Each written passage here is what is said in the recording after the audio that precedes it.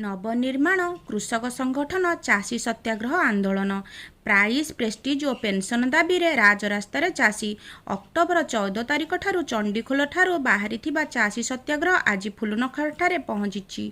एही चाषी सत्याग्रह रे राज्यर विभिन्न जिल्लारू हजार हजार संख्यार चाषी जोग देइथिबा देखिबाकू मिलिछि।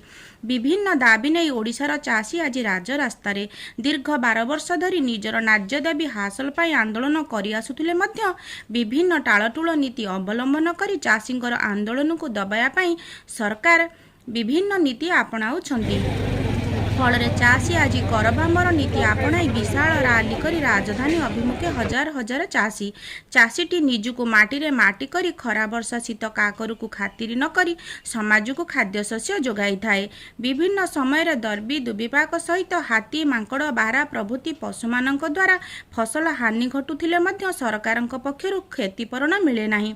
सेपटे ओडिशार पड़ोशी राज्य गुड़िकर धानर सर्वनिम्न सहायक मूल्य बहु अधिक थिला बेले ओडिशार चाषी को मिलुनी। धानर सर्वनिम्न सहायक मूल्य 2930 टंका, चाषी को 500 टंका बार्धक्य भत्ता परिवर्ते 2000 टंका।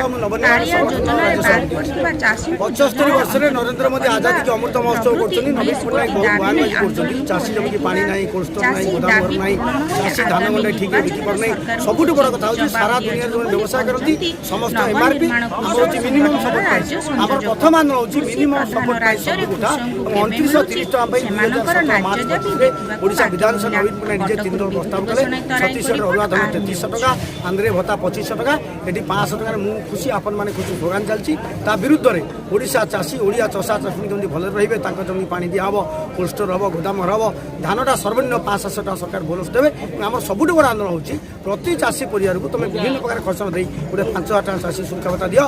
500 टका सुरक्षा भत्ता देले चाषी आत्महत्या करिबो नै, चषा चाषी झगड़ा लगिबे नै, अभाव हबो नै।